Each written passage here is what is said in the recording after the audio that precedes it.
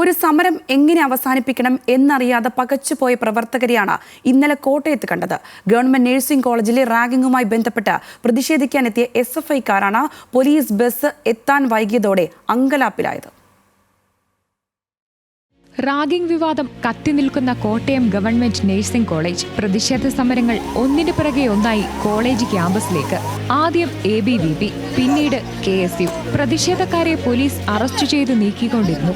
പ്രതിഷേധക്കാരുടെ എണ്ണം കൂടുതലുണ്ടായിരുന്നതിനാൽ പോലീസിന്റെ ഇടിവണ്ടി എന്നറിയപ്പെടുന്ന ബസ്സിലാണ് KSU പ്രവർത്തകരെ അറസ്റ്റ് ചെയ്തു നീക്കിയത്. പ്രതിഷേധക്കാരുമായി ബസ് നേരെ ഏറ്റുമാനൂർ സ്റ്റേഷനിലേക്ക് പുറപ്പെട്ടു. അല്പസമയത്തിനകം SFI പ്രവർത്തകർ പ്രതിഷേധവുമായി എത്തി.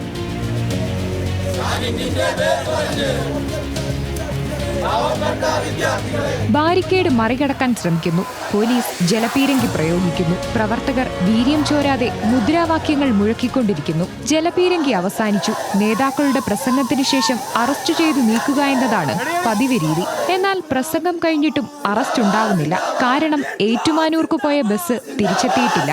സമയം മുന്നോട്ടു പോയി. പ്രതിഷേധക്കാർ പതിയെ മുദ്രാവാക്യം വിളി അവസാനിപ്പിച്ചു. പലരും റോഡിലിരുന്നു. പരസ്പരം സൊറ പറയലും കളിയും ചിരിയും തമാശയുമായി.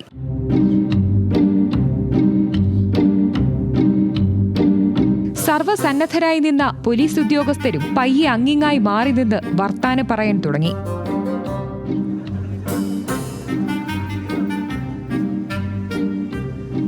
സമയം പിന്നെയും മുന്നോട്ട് നീങ്ങി. അവസാനം പ്രതിഷേധക്കാർക്കും പോലീസ് ഉദ്യോഗസ്ഥർക്കും ഒറ്റ ചിന്തയായി, എങ്ങനെയേലും ആ ബസ്സൊന്ന് വന്നിരുന്നെങ്കിലെന്ന്.